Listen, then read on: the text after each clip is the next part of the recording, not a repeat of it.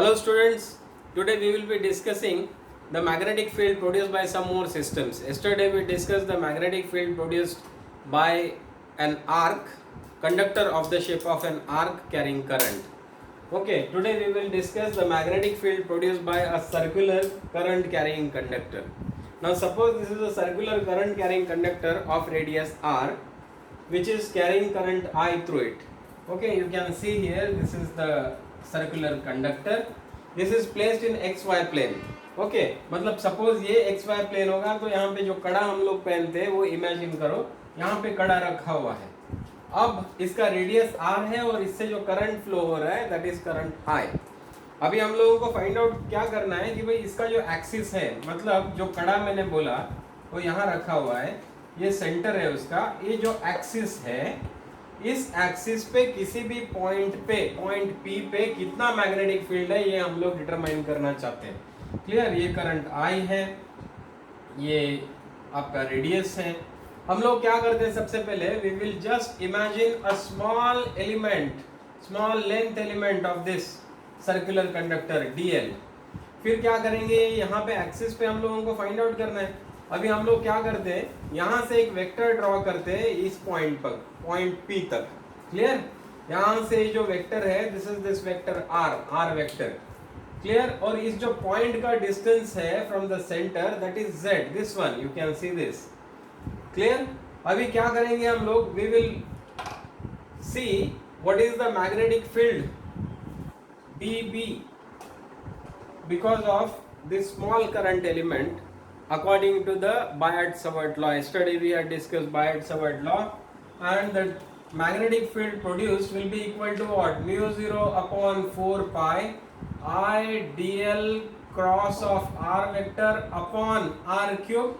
यही हमने डिस्कस किया था. क्लियर? अब ये जो dl vector cross of r vector है इसका हम लोगों को यहाँ पे क्या होगा ये डिसाइड करना है पहले. तो नाउ मैंने बताया था कि भाई ये एक्सियल पॉइंट है यहाँ पे. नाउ ये डीएल वेक्टर तो इसके ये सर्कमफरेंस के ऊपर है. क्लियर? अब यहाँ से ये तो एक्स वाई प्लेन में है, यहाँ से हम लोगों ने ये जो डाल रखा है आर वेक्टर, ये कौन से प्लेन में है? This is in Y Z plane. तो now this will always be perpendicular to this. Clear? ये तो टेंजेंशियल है ना, यहाँ से जो आर वेक्टर ड्रॉ करेंगे, so this and this will always be perpendicular. So तो ये क्या हो जाएगा, so therefore now theta is equal to 90 degrees in this case. मतलब कौन सा थीटा? ये theta, this theta is different. Now DL vector and R vector are perpendicular to each other. Clear? Therefore dB will be equal to what? Mu 0 upon 4 pi I dl into r upon r cube. तो ये r और r cube में से एक r cancel हो जाएगा.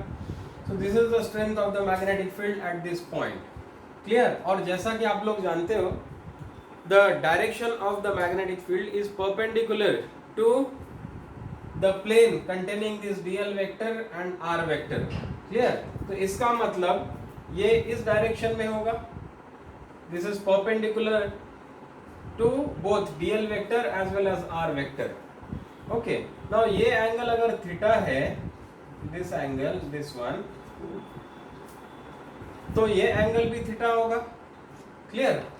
अब ये तो dB हमारा dB वेक्टर हो गया, मतलब the magnetic field due to this small element. अब इस मैग्नेटिक फील्ड को हम लोग क्या करते, दो वेक्टर्स में रिजॉल्व करते हैं. एक वेक्टर कैसा होगा, which will be along this z axis, और दूसरा होगा which will be perpendicular to this dB to this z axis. तो अब ये जो dB परपेंडिकुलर कंपोनेंट्स है ये सारे, ये कैसे होंगे, ये इस एलिमेंट के कारण इधर हो गया. अब यहाँ का एलिमेंट कंसीडर करेंगे तो ये इस डायरेक्शन में होगा इधर. क्लियर? यहाँ का लेंगे तो कहीं और होगा इधर का. सो ये सब when we sum all this perpendicular components of dB, then what will happen? They all will cancel out each other. Understood? So if we sum all the dB perpendicular components, then their sum will be equal to 0, because the corresponding components of dl will cancel out these things. Okay, तो अब क्या बचता है? सिर्फ ये dbz. Clear? So this dbz will be equal to what? db cos of theta. यही तो होगा, ये db है, ये थीटा है, तो ये क्या कंपोनेंट होगा? db cos theta. ये क्या कंपोनेंट होगा? db sin theta. But db sin theta तो सब एक दूसरे को कैंसिल कर जाएंगे, तो चलेंगे. So dbz is equal to db into cos of theta. But what is cos of theta? cos of theta देखिए, ये तो एक ना, यहाँ से मैं बताया था, this is like hypotenuse, this is z, this is r. So cos of theta will be equal to what? Adjacent side upon hypotenuse, that is small r. But small r is equal to what? Okay, small r will be equal to what? See, r square is equal to z square plus r square. So r is equal to under root of z square plus r square. Okay, this is easy. So हम लोगों को cos of theta मिल जाएगा इससे. cos of theta is equal to r upon under root of z square plus r square. ये रहने दे रहा हूँ क्योंकि हम लोगों को समझने में मददगार हो रहा है. Clear? So this is your cos of theta. Now हमने ये जो db वेक्टर फाइंड आउट किया है, मतलब dbz that is equal to db into cos of theta. Okay, ये क्या होगा? ये पूरा कंप्लीट लिख लेते हैं. dbz will therefore be equal to what? dbz will be equal to db into cos of theta. db क्या है? mu 0 upon 4 pi I dl upon r square into cos of theta. Okay, but ये cos of theta is what? mu 0 upon 4 pi I dl upon r square.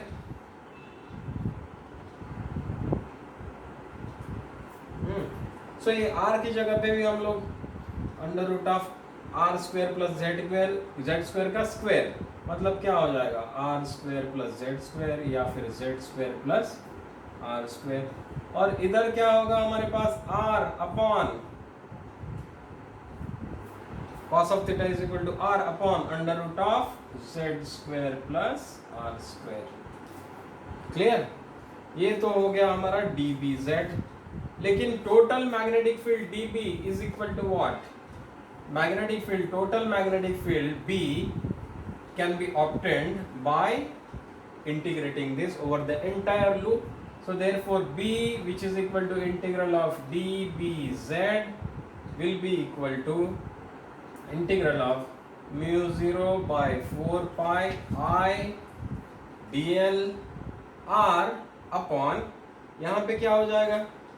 z square plus r square to the power of 1 into z square plus r square to the power of half. So ये क्या हो जाएगा? 3/2. Clear?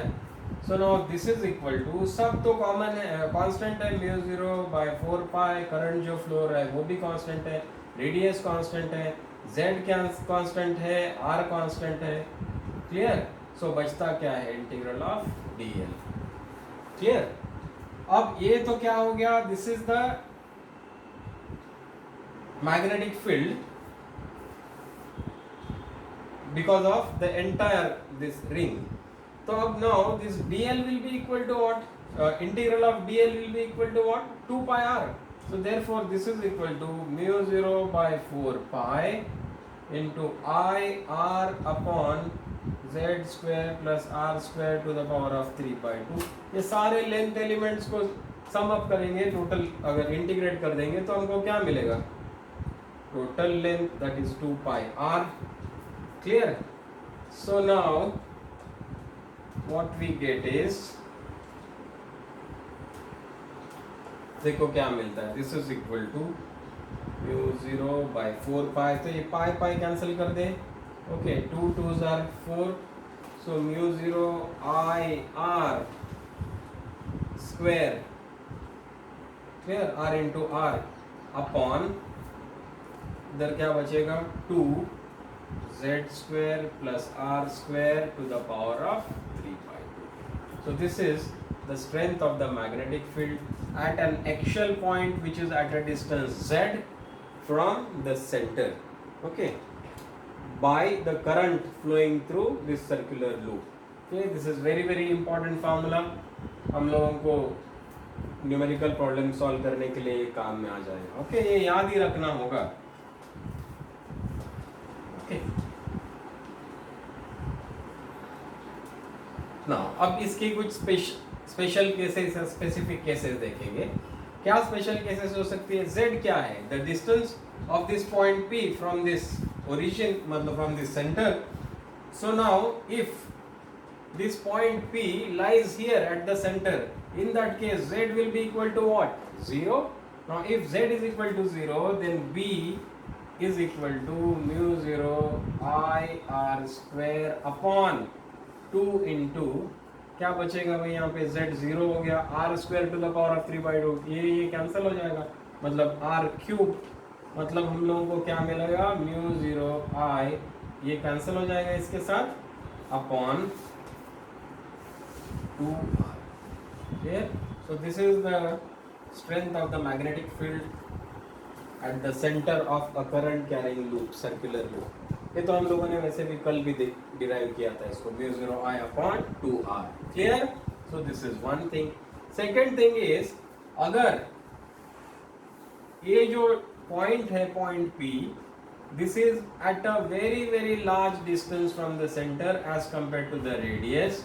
So Z is very large as compared to R. So Z square plus R square will be approximately equal to Z square. R square can be neglected. So therefore B is equal to mu 0 I R square upon 2 into, यहाँ पे क्या बचेगा? Z square सिर्फ बचेगा, ये 2 और 2 cancel हो जाएगा, मतलब क्या बचता है यहाँ पे? Z cube. This is the strength of the magnetic field at a point P which is at a very large distance from the center of the current carrying loop. Okay, अब इसको क्या करते हैं, हम लोग जानते हैं कि भाई सर्कुलर लूप है तो उसका एरिया क्या होगा. For a circular loop A is equal to pi into R square, right? So therefore B will be equal to what? B will be equal to mu 0 I. इसको क्या करते हैं? पाई से न्यूमरेटर को भी मल्टीप्लाई करते हैं और डिनोमिनेटर को भी मल्टीप्लाई करते हैं. क्लियर? ये पाई देखिए, न्यूमरेटर को denominator into z cube. Clear? So क्या हो जाएगा यहाँ पे? साथ में क्या करो? 2 पाई से मल्टीप्लाई करो दोनों न्यूमरेटर और डिनोमिनेटर को. क्लियर? सो दोनों न्यूमरेटर और डिनोमिनेटर को 2 पाई से मल्टीप्लाई करेंगे. सो ये 2 पाई और इधर 2 पाई, मतलब 4 पाई हो गया. सो हमारे पास बचता क्या है? mu 0 by 4 pi, क्योंकि स्टैंडर्ड हम लोगों को इसका वैल्यू मालूम है, 10 to the power of -7 है इसलिए. और यहाँ पे क्या हो गया? 2 current into this is what? Area, 2IA upon this is what? Z cube. Okay, ये इंपॉर्टेंट है, हम लोगों को इसका काम है आगे. So therefore this is the strength of the magnetic field when we are taking area of the coil. Clear? अभी ये जो करंट कैरिंग कॉइल है ये कैसा बिहेव कर रहा है? This is behaving like a bar magnet only. So current carrying coil, circular coil behaves like a bar magnet. अब the direction, strength of the magnetic field या direction of the magnetic field हमको कैसे मिलेगा? By right hand rule. क्या करेंगे हम लोग? We will curl the fingers of our right hand in the direction of the current. So stretched thumb जो भी होगा that points in the direction of magnetic field. तो ये हमारा नॉर्थ पोल जैसा होगा, तो नीचे के डायरेक्शन में क्या होगा? हमारा साउथ पोल. क्लियर? सो अगर ये रिंग यहाँ पे रखी रहती, इस डायरेक्शन में करंट फ्लो होता, तो हम लोग इसका डायरेक्शन ऐसा मिलता. This is like a north pole, inside would have been like a south pole. Okay, ये अगर यहाँ पे, यहाँ टेबल रखा हुआ है, टेबल पे अगर ये रखा है कड़ा, इसमें से करंट हम लोग फ्लो करा रहे हैं. So the direction of magnetic field will be like this. This is north, that is the south. Clear? So this is like a magnetic, this is like a magnetic dipole. और अगर ये magnetic dipole है तो dipole moment होना चाहिए, कल ही हम लोगों ने डिस्कस किया था. So magnetic dipole moment is represented by m vector, this will be equal to what? In this case it will be equal to I a vector. मतलब direction of m vector will be same as that of the direction of the vector which is normal to the area. Clear? a vector का direction कैसा होता है? ये suppose एक coil है, तो इसका जो area vector है इसका direction कैसा होगा? Normal to this. Clear? So the direction of this a vector is same as m vector. So now your b vector will be equal to, this magnetic field will be equal to mu 0 by 4 pi 2 into a, I into a is what? M bar, m vector upon z cube. Okay, so this is the strength of the magnetic field when it is expressed in terms of the magnetic moment. Clear? So now you have understood up to magnetic moment. अब ये जो magnetic field है इसको represent करने के लिए हम लोग मैग्नेटिक फील्ड लाइंस यूज करते हैं. Now this is a current carrying coil carrying current I in this direction. Okay, ये जो है हमने बोला है कि भाई this behaves like a magnetic dipole. So इसके नॉर्थ में मैग्नेटिक नॉर्थ जैसा ये बिहेव करेगा, ये साउथ जैसा बिहेव करेगा. इसका जो मैग्नेटिक फील्ड है उसको रिप्रेजेंट करने के लिए, पिक्टोरली रिप्रेजेंट करने के लिए हम लोग मैग्नेटिक फील्ड लाइंस यूज करते हैं. ओके, तो ये मैग्नेटिक फील्ड लाइंस कैसी होगी? मैग्नेटिक फील्ड लाइंस इस तरह से होगी, नॉर्थ की तरफ पॉइंट करते समय. ये एक्चुअली सर्कुलर होती है, नॉर्थ से बाहर जाती है और साउथ से एंटर करती है. So they will look something like this. Clear? They will look like this. North से ऊपर जाएगी और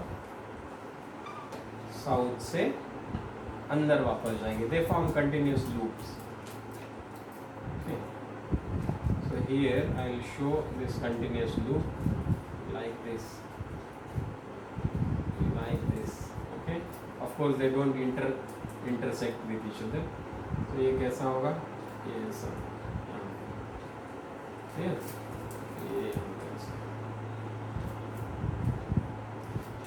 okay.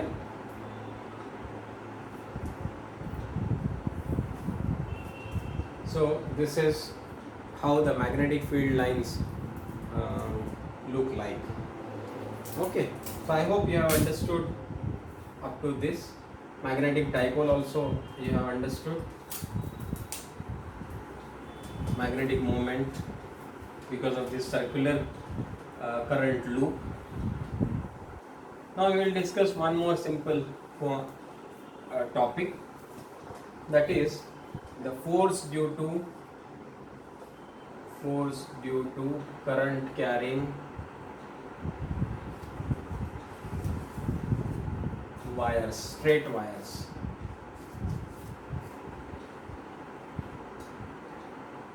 Okay. Now suppose we have two current carrying wires like this. They are placed at a distance d apart. एक दूसरे से d distance पे रखे हुए हैं. दोनों करंट कैरी कर रहे हैं, एक I1 कैरी कर रहा है, एक I2 कैरी कर रहे हैं. क्लियर? अब ये infinitely long current carrying conductors हैं. तो हम लोग जानते हैं कि द फोर्स या magnetic field due to an infinitely long current carrying conductor is equal to mu 0 I upon 2 pi into the distance. Clear? So infinitely long जब current carrying conductor होता है तो अपने से किसी भी पॉइंट P पे, जो कि कितने डिस्टेंस पे है, d डिस्टेंस पे, कितना मैग्नेटिक फील्ड बनाएगा? Mu 0 I upon 2 pi d. ये मैग्नेटिक फील्ड. सो अगर हम लोग the magnetic field due to this wire A at any point on the wire B की अगर बात करते हैं तो इसका मैग्नेटिक फील्ड कितना हो जाएगा? Mu 0 I1 upon 2 pi d. Direction of magnetic field कैसी होगी? हम लोग जानते हैं कि भाई ये वायर को अगर हम लोग हाथ में लेते हैं and thumb points in the direction of current, तो फिंगर्स जिस डायरेक्शन में कर्ल होती है it gives the direction of the magnetic field. तो यहाँ पे इस पॉइंट पे क्या डायरेक्शन होगी? कर्ल करेंगे तो it is going inside. Clear? इस डायरेक्शन में मैग्नेटिक फील्ड का डायरेक्शन होगा. क्लियर. सिमिलरली अगर हम लोग see this is the magnetic field due to wire A. Now if we see magnetic field due to wire B, then this will be same mu 0 I2 upon 2 pi d. बराबर है. ये इस point पे कितना magnetic field बनाएगा? This one. Clear. सो अगर हम लोग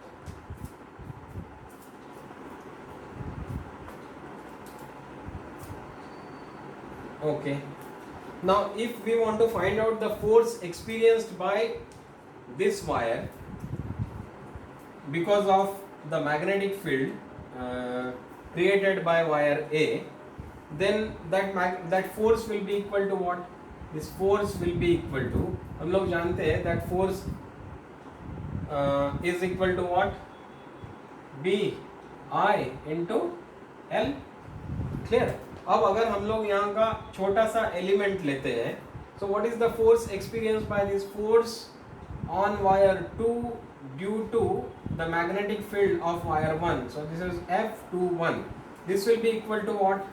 This will be equal to, what is the current in this? I2. Okay. And what is the magnetic field? Mu 0 I1 upon 2 pi d. This is the magnetic field. Clear. अब कितना length हम लोग consider कर रहे हैं? Length dl. Okay, so this will be equal to dl. Now if we want to find out the force experienced by the entire length of this, so हम लोगों को क्या करना पड़ेगा? इसको इंटीग्रेट करना पड़ेगा. लेकिन ये तो सब कुछ कांस्टेंट है, मतलब इंटीग्रल ऑफ dl.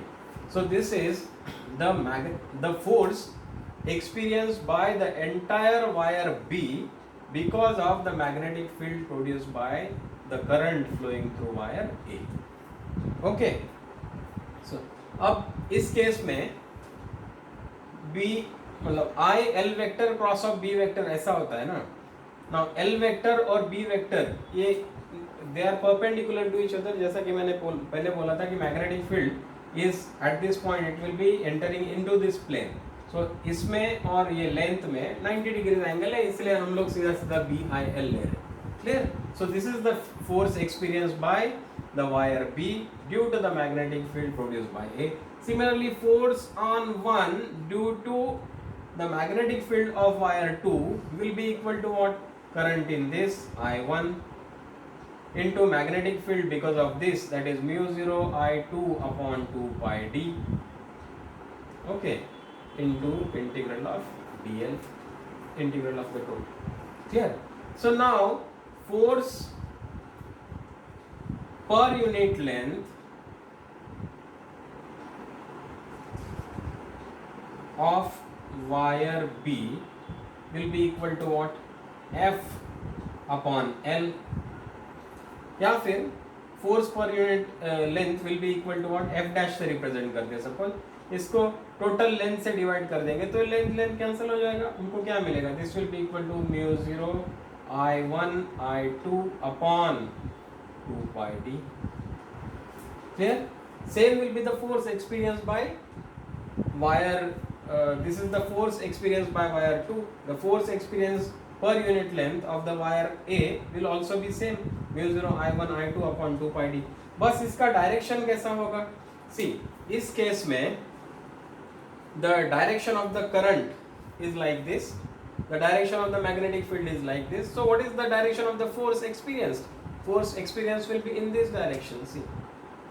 जबकि इस केस में अगर हम लोग डिस्कस करेंगे तो direction of the magnetic field is like this, upwards. The direction of the current is like this. So what is the direction of the force? Force is in this direction. So अगर direction से देखा जाए, so F21 vector is equal to minus of F12 vector. दोनों के direction opposite है. This will experience force in this direction, whereas this one will experience force in the opposite direction. Clear? And force per unit length is equal to this. So अगर L length, इसका L length अगर consider करते हैं तो उसके ऊपर क्या force act करेगा? The force on a wire, force on the length L of this wire B will be equal to what? force on length L of wire B is equal to, क्या हो जाएगा, इसको अगर F से represent करते हैं, so this will be force per unit length into L, so this will be equal to mu 0 I1 I2 upon 2 pi d into L. So therefore force per unit length क्या होगा, F by L is equal to mu 0 I1 I2 upon 2 pi into d. Clear? अगर दोनों को 2 से multiply करते हैं numerator और denominator, तो क्या हो जाएगा, म्यू 0 अपॉन 4 पाई, 2 से मल्टीप्लाई किया ना, और इसको 2 से मल्टीप्लाई करेंगे तो 2i1 i2 upon, okay, this is the force per unit length of this wires.